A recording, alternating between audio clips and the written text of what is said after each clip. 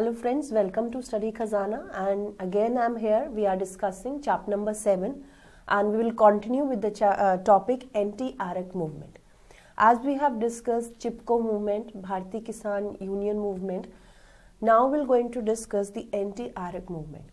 Basically हम इस chapter के अंदर जितने भी पॉपुलर मूवमेंट्स जिन्होंने गवर्नमेंट पॉलिसीज़ को चेंज किया और गवर्नमेंट को जो है मोल्ड करने पे मजबूर कर दिया और बहुत पॉपुलैरिटी जिन्होंने पाई और लोगों का सपोर्ट बहुत ज़्यादा मिला उस मूवमेंट के अंदर, वो मूवमेंट जो है हम इस चैप्टर में पढ़ रहे हैं. ठीक है, जो पॉपुलर मूवमेंट्स होता है उनको पढ़ना इसलिए ज़रूरी है, वो हमें बताते हैं कि जो आज की सोसाइटी है वो किस बैकग्राउंड पे शेप हुई थी, मतलब क्या क्या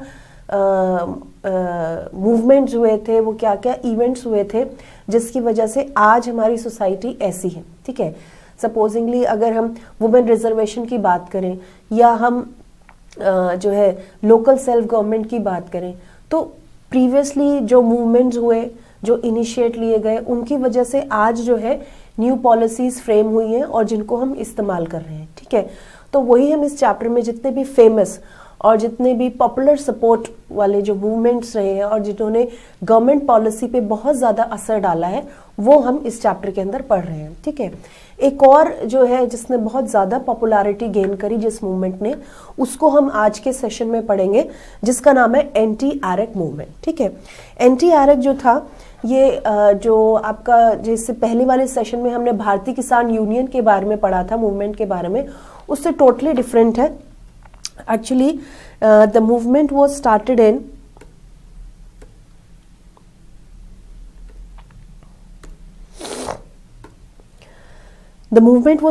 the rural areas in the southern state of Andhra Pradesh.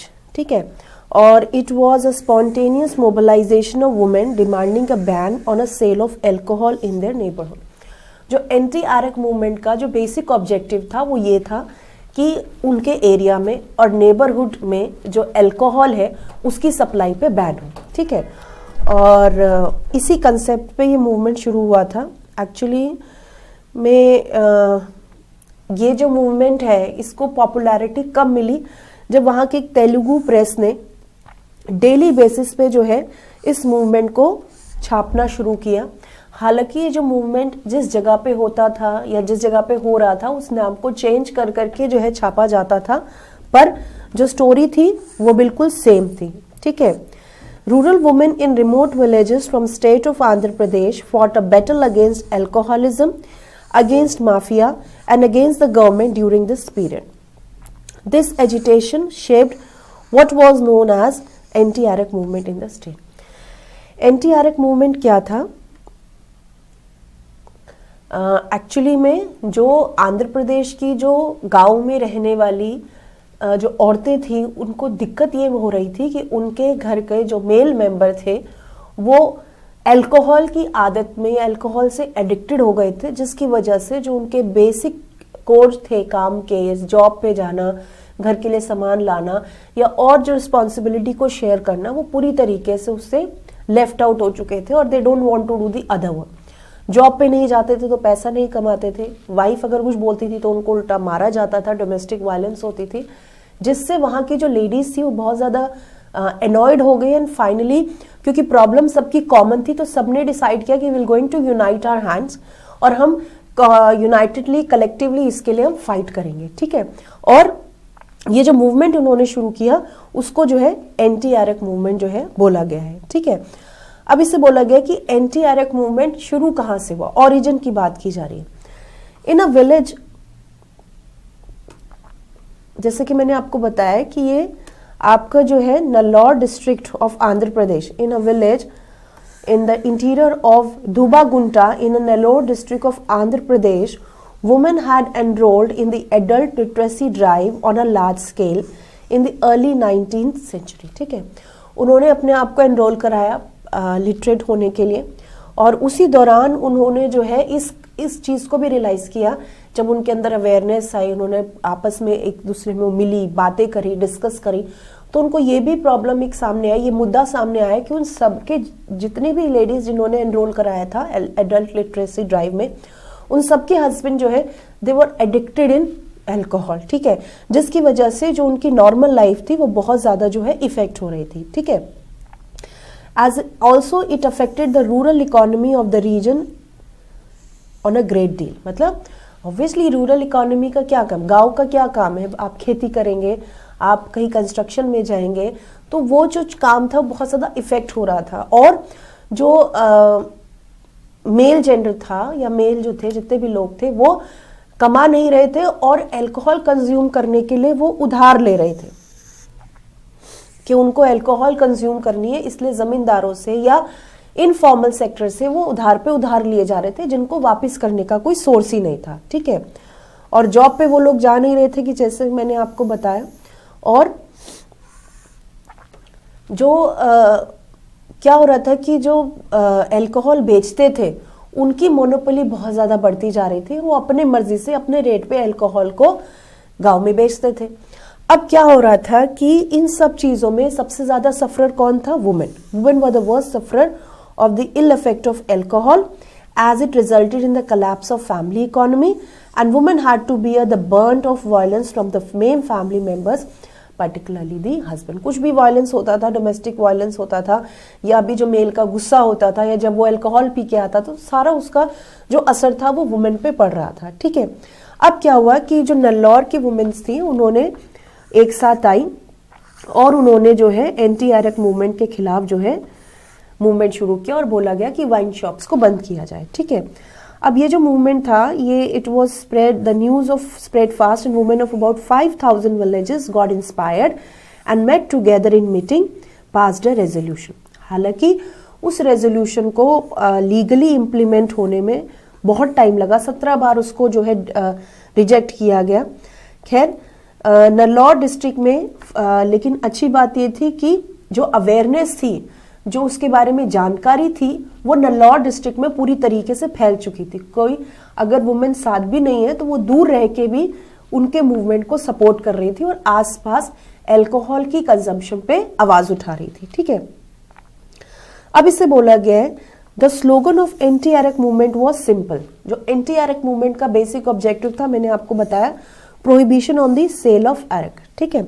और लेकिन ये इसलिए इतना ज्यादा पॉपुलर हुआ क्योंकि हर कोई इससे कनेक्ट कर पा रहा था, क्योंकि जितने भी गांव आसपास थे, चाहे साउथ इंडिया में या नॉर्थ इंडिया में, सब गांव में कहीं ना कहीं इस प्रॉब्लम को देखा जाता था कि अगर मेल मेंबर जो है, अगर वो अल्कोहल की एडिक्शन में चला जाता था तो बाकी सब कामों से वो दूर भागता था, जिससे उनकी सोशल लाइफ, इकोनॉमिक लाइफ और मेंटल हेल्थ पे बहुत ज्यादा असर पड़ता था, ठीक है।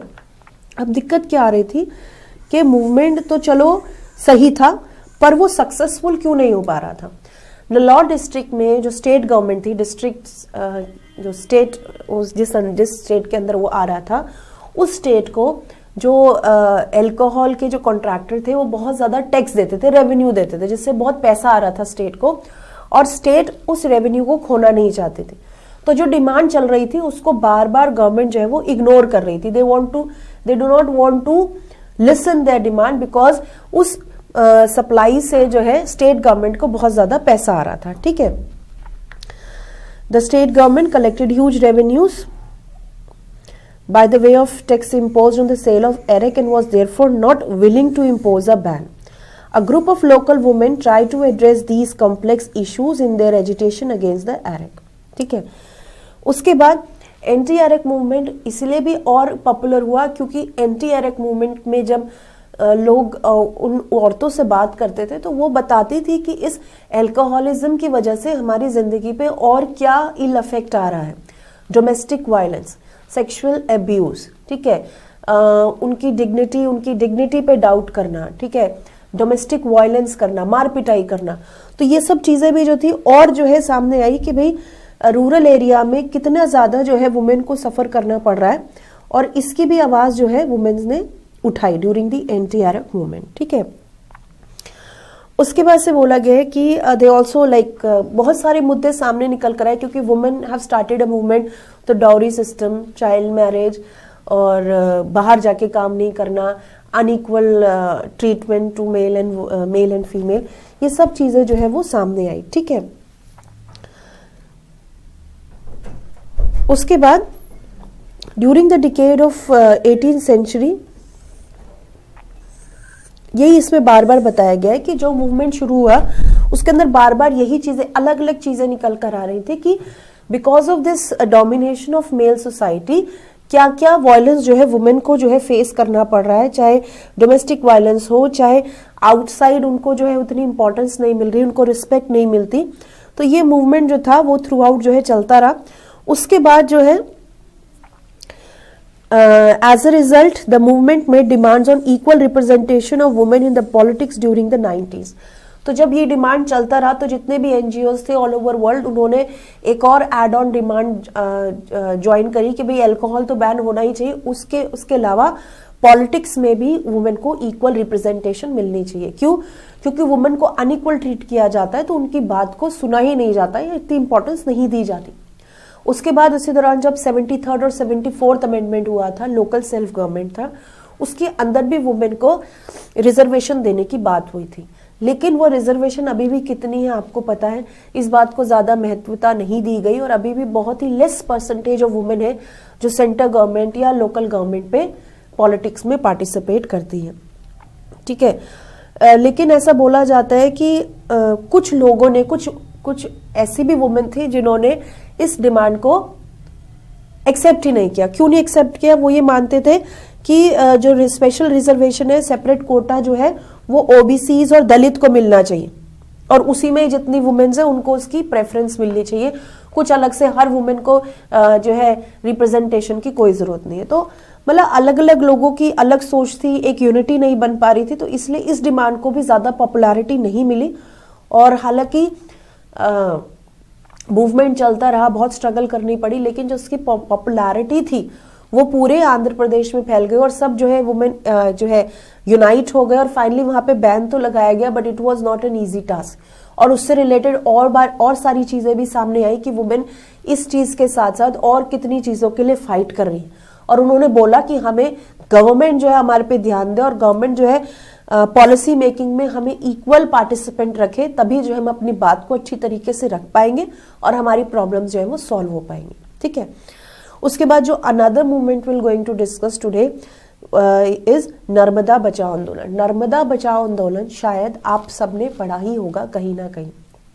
ठीक है, और मेधा पाटकर इस मूवमेंट से जुड़ी हुई लेडी है और इसका जो मूवमेंट था ये आपको पता ही है कि सरदार सरोवर प्रोजेक्ट जो नर्मदा वैली पर बनाया गया था, जिसके अंदर बोला गया था कि इसके अंदर 30 बिग डैम्स, 135 मीडियम साइज्ड और अराउंड 3000 स्मॉल डैम्स को बनाया जाएगा। ठीक है, on Narmada and it's tributary that flow across 3 states of Madhya Pradesh, Gujarat and Maharashtra. ठीक है, अब क्या था, Sardar Sarovar project in Gujarat and Narmada Sagar project in Madhya Pradesh were two of most important and biggest multi-purpose dam planned under the project। ठीक है, अब नर्मदा बचाओ आंदोलन, a movement to save Narmada, opposed the construction of these dams and questioned the nature of ongoing development projects in the country। ये जो movement शुरू हुआ था ये बेसिकली जब इनिशिएट हुआ था तो पर्पस ये था कि जो प्रोजेक्ट बनाते वक्त जिन लोगों को डिस्प्लेस किया जा रहा है उनको ढंग से रिहैबिलिटेशन नहीं मिल रही है, लोगों की जो कल्चरल लाइफ है, जो उनकी हेरिटेज है, वो बहुत ज्यादा डिटोरिएट हो रही है because of the construction of these dams. ठीक है, हालांकि जब धीरे धीरे मूवमेंट बढ़ा तो बाकी सब चीजें भी ऐड ऑन हो गई कि क्या ये डैम जो हम डेवलपमेंट के नाम पे बना रहे हैं क्या हमारे एनवायरनमेंट के लिए फ्रेंडली है, क्या फ्यूचर में ये हमें ओवरऑल डेवलपमेंट दे पाएगा, क्या हम जो नदी के रास्ता रोककर डैम बनाते हैं क्या वो नेचुरल स्मूथनेस को या नेचुरल जो आपकी साइकिल चल रही है क्या उसको कोई हार्म पहुंचा रहा है, एनवायरनमेंट पॉल्यूट हो रहा है, पानी गंदा हो रहा है, एक्वेटिक लाइफ मर रही है।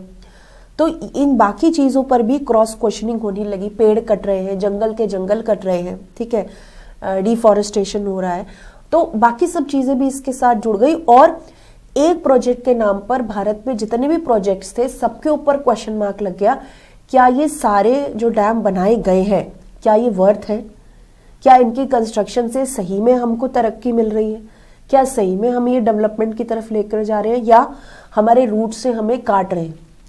तो इसके ऊपर जो है और क्वेश्चंस उठने लगे, ठीक है। उसके बाद बोला गया है कि जैसे कि मैंने आपको बताया कि जब dam basically Sardar Sarovar project is a multipurpose mega dam, और जब ये बनाया जा रहा था, डैम जब भी बनाया जाता है तो उसको जो है जैसे जवाहरलाल नेहरू जो है डैम्स को टेम्पल ऑफ इंडिया मानते थे कि भाई जिससे जो है हमारी इच्छाएं पूरी होंगी। तो जब डैम बनाए जाते तो डेफिनेटली उनसे बहुत सी चीजें जो है, जो हमारे डिमांड्स है वो पूरी होती है। तो कई लोगों ने तो इस मूवमेंट को ही क्रिटिसाइज कर दिया कि ये मूवमेंट रखा ही क्यों गया है, बल्कि ये मूवमेंट प्रोजेक्ट्स तो हमें फायदा पहुंचाएंगे, हमें पीने का पानी मिलेगा, इरिगेशन फैसिलिटी होगी, इलेक्ट्रिसिटी जो है हमें मिलेगी, हम एग्रीकल्चर प्रोडक्शन को इम्प्रूव कर पाएंगे, फ्लड और ड्रॉट को कंट्रोल कर पाएंगे, ठीक है। और in the process of construction of the dam, 245 villages of these states were expected to get submerged. It is required reallocation of around 2.5 people from these villages. Issue of reallocation and proper rehabilitation of the project affected people were first raised by local activists around. खैर, जहाँ एक जगह एक तरफ dam की तारीफ की जा रही थी, दूसरी तरफ जो कंसर्न था वो ये था कि जब ये डैम बनाया जाएगा तो आसपास के 245 विलेजेस जो है वो पानी में डूब जाएंगे, और वहां पे जो 2.5 लाख के करीब लोग हैं वो कहाँ जाएंगे। तो पहला इशू ये था कि इनको ढंग से रीलोकेट किया जाए, और ये कहाँ जाएंगे इसको पहले क्लियर किया जाए, ठीक है। पहले तो मुद्दा यही था, फिर धीरे धीरे जो था वो इट वॉज चेंज। खैर, ये भी बोला गया कि भाई डेवलपमेंट के नाम पे जो है जो बेसिकली जो कॉस्ट लोगों को देनी पड़ रही है वो गलत है। लोग अपने घर छोड़ रहे हैं, दोबारा उनको उस तरह से घर मिल रहा है कि नहीं मिल रहा है, लोगों की एम्प्लॉयमेंट, लोगों की जो डे टू डे एक्टिविटी वहाँ से रिलेटेड है, उससे उनको हटना पड़ेगा, उससे उनको कटना पड़ेगा। तो खैर, नर्मदा बचाओ आंदोलन का यही जो था बेसिकली उन्होंने स्टार्टिंग में इनिशियली डिमांड किया था, और यस यहाँ पे लिखा भी है कि उसका एक अचीवमेंट भी उनको मिली थी कि national rehabilitation policy form by the government in 2003 can be seen as an achievement of the movement like Narmada Bachao Andolan. मतलब बेसिकली 2003 में एक पॉलिसी बनाई गई जिसमें बोला गया कि जितने भी डैम्स बनाएंगे उसमें जो भी डिस्प्लेस लोग होंगे उनको किस तरीके से रिहैबिलिटेट किया जाएगा, जो 2003 से पहले डिफाइंड नहीं था। लोगों को पता ही नहीं था कि डैम के चक्कर में अगर आपका घर टूट रहा है तो आपको उसके बदले क्या कंपनसेशन दिया जाएगा। सबको लगता था कि अरे गवर्नमेंट का काम है, हमें तो घर छोड़ना ही पड़ेगा, लेकिन गवर्नमेंट आपको कंपनसेशन भी देगी। तो उसके ऊपर पॉलिसी फ्रेम की गई और लोग को थोड़ी राहत मिली कि अगर सपोजिंगली हम घर छोड़ रहे हैं तो हमें जो है रिप्लेसमेंट भी मिलेगी। लेकिन जो नर्मदा बचाओ आंदोलन जो मूवमेंट था वो सिर्फ इसी डिमांड तक सीमित नहीं था, वो ये भी बोल रहा था कि क्या कंस्ट्रक्शन ऑफ डैम नदी के ऊपर और उसके आसपास के इलाकों पर क्या बुरा असर डालेगा कि नहीं डालेगा।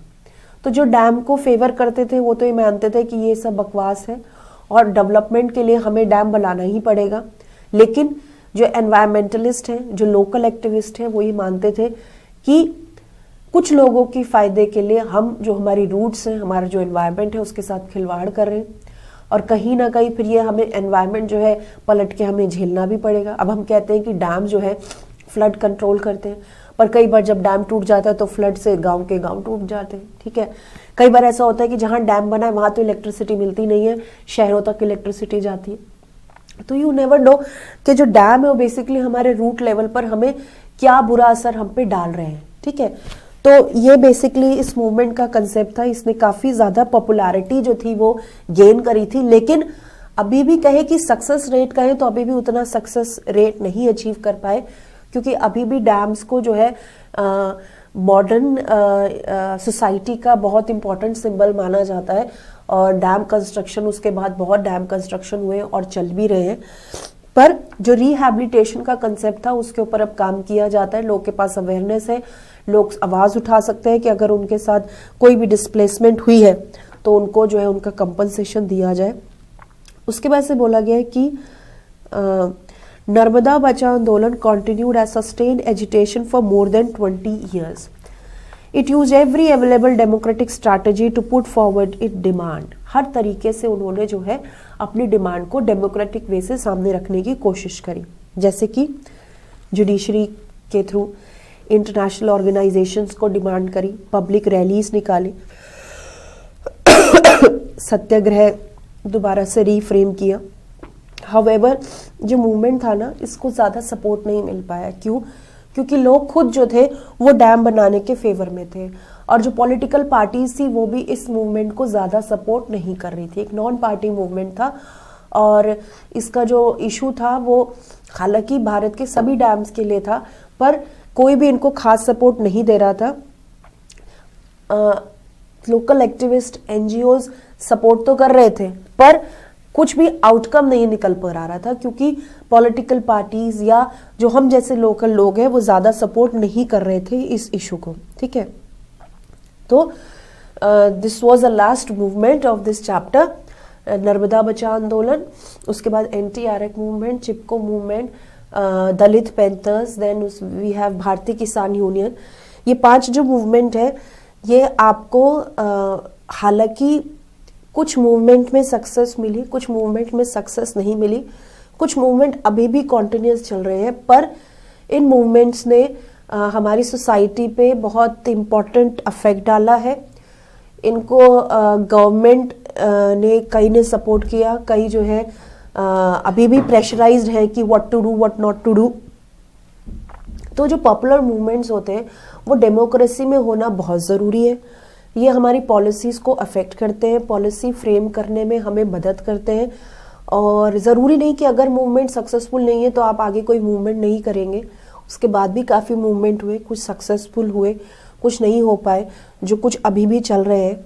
तो डेमोक्रेसी के अंदर जो पॉपुलर सपोर्ट्स हैं या जो रीजनल मूवमेंट है वो होना बहुत ज़रूरी है। ठीक है, और जब भी आप इन मूवमेंट्स को पढ़ेंगे तो इनके बारे में बेसिक नॉलेज और इनका कंक्लूजन आपको पता होना चाहिए। ठीक है, अब जो इसका जो लास्ट टॉपिक है वो है lesson from the popular movement. जो पॉपुलर मूवमेंट से हमें क्या लेसन मिलता है वो इसके अंदर बेसिकली बताया गया है। इसे बोला गया है कि जो पॉपुलर मूवमेंट्स होते हैं वो डेफिनेटली पॉपुलर तभी होते हैं। सबसे पहली बात, पॉपुलर मूवमेंट पॉपुलर तभी होते हैं जब उनको पॉपुलर सपोर्ट मिलता है।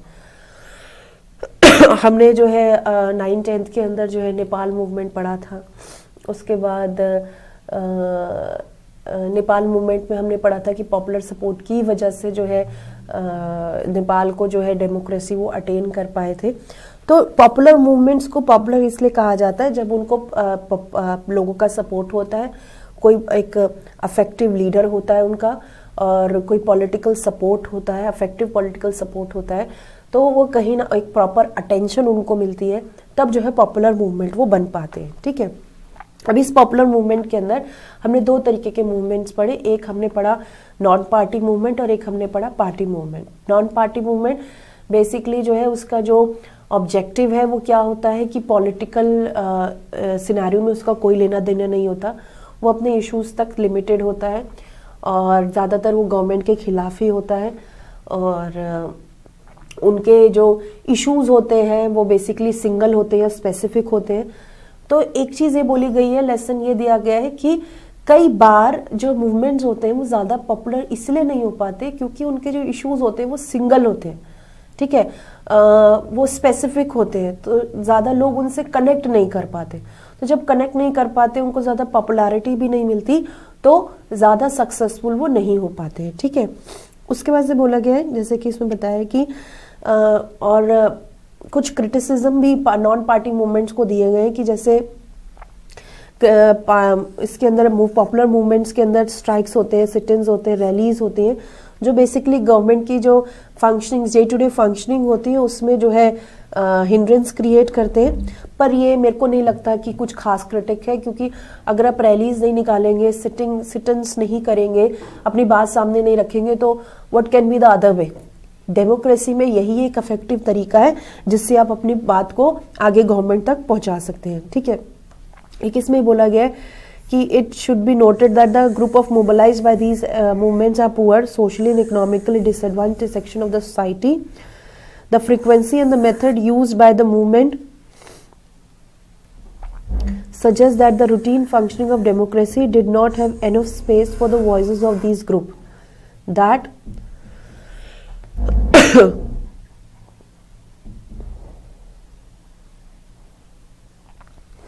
that is perhaps why these groups turned into mass action and mobilization outside the electoral arena.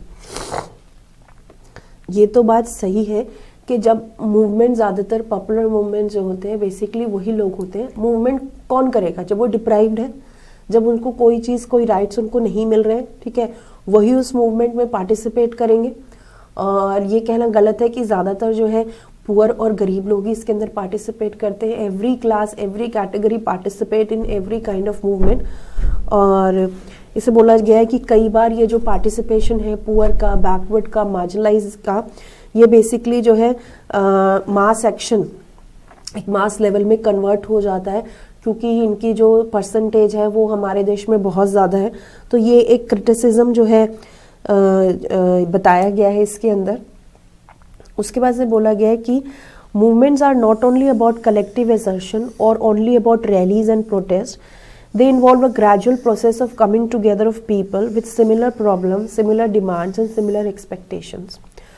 But then movements are also about making people aware of their rights and expectations that they can have from democratic institutions. Social movements in India have been involved in these education tasks for a long time and have thus contributed to expansion of democracy rather than causing a disruption. The struggle for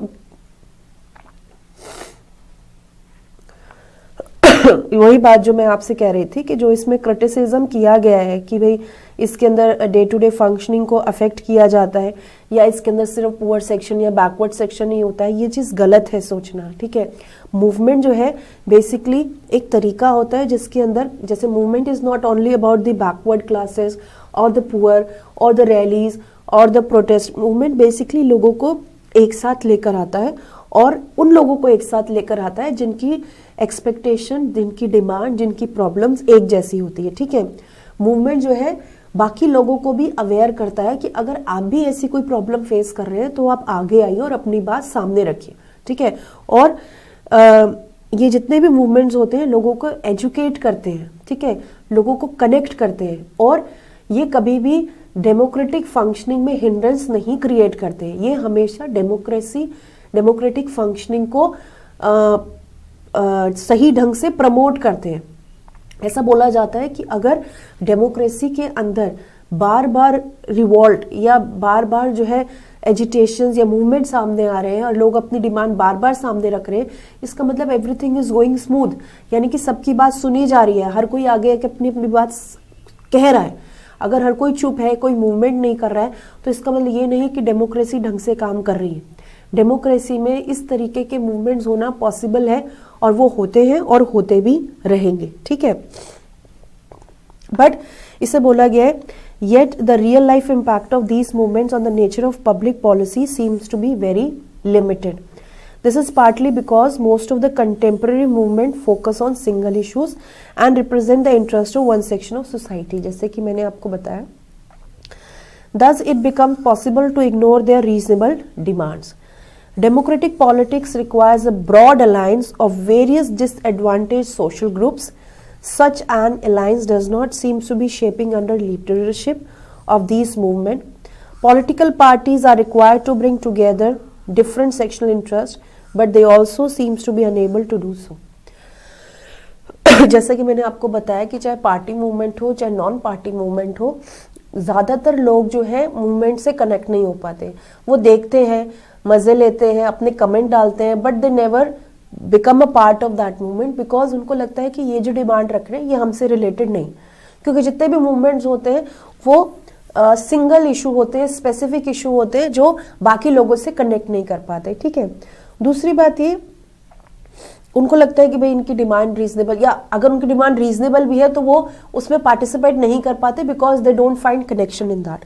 दूसरी बात ये कि हमें जितने भी alliance है, जब भी हम कोई ग्रुप बनाए, मूवमेंट बनाए, एक मास लेवल पे कनेक्टिविटी होनी चाहिए, और पॉलिटिकल पार्टीज भी उसके अंदर इंपॉर्टेंट रोल प्ले करें, जो कि हम देख पा रहे हैं कि political parties are least interested in supporting those movement. उनको लगता है कि हमारे इसमें पॉलिटिकल एक्सपेक्टेशन क्या पूरी हो रही है, अगर उनको लगता है कि इससे हमें पॉलिटिकल आइडेंटिटी या पोजीशन हमारी पे अफेक्ट होगा, तो वो उसको they never find worth for of supporting that movement. ठीक है, तो ये चीज गलत है। तो पॉलिटिकल पार्टीज का बेसिकली काम ही क्या होता है कि गवर्नमेंट और लोगों के बीच में लिंक बना के रखना।